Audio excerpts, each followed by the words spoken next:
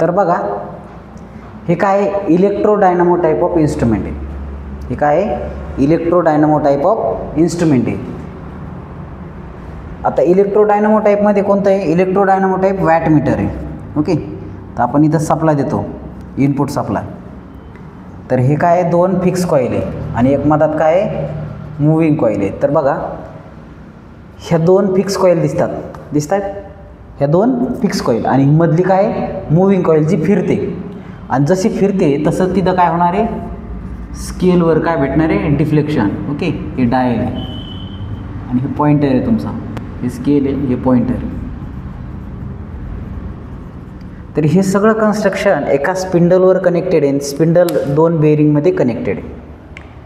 तर या टाईपच्या इन्स्ट्रुमेंटला इलेक्ट्रोडायनामो टाईप इन्स्ट्रुमेंट म्हणतात. काय म्हणतात?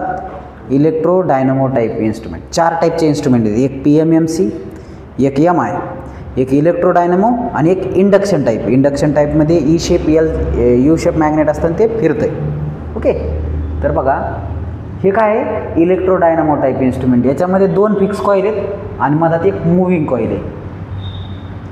हे पहा 2 फिक्स कॉईल आणि एक मूव्हिंग कॉईल. ही स्कीमॅटिक डायग्राम, ही कन्स्ट्रक्शनल डायग्राम आणि हे काय आहे तुमचं इलेक्ट्रिक सर्किट डायग्राम. याच्यामध्ये ह्या 2 फिक्स कॉईल मधात मूव्हिंग कॉईल. तर ह्या 2 फिक्स कॉईलला आपण करंट कॉईल म्हणतो. काय म्हणतो?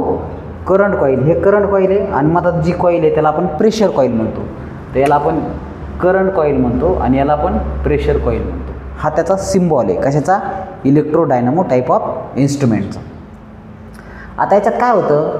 सप्लाय दिला, ही पण कॉईल एनर्जाइज होणार आहे, ही पण कॉईल एनर्जाइज होणार आहे. दोन्ही कॉईलच्या मॅग्नेटिक फ्लक्स डिफरन्समुळं काय तयार होणार आहे? टॉर्क तयार होणार आहे आणि पॉइंटर डिफ्लेक्शन देईल. बस एवढाच कन्सेप्ट. ओके, तर ही पण कॉईल एनर्जाइज होईल सिरीजमध्ये आणि ही पण कॉईल एनर्जाइज होईल पॅरललमध्ये. ओके, मग आता अशा कंडिशनला काय होणार आहे? दोन्हीच्या मॅग्नेटिक फ्लक्स लिंकिंगमुळं काय होईल?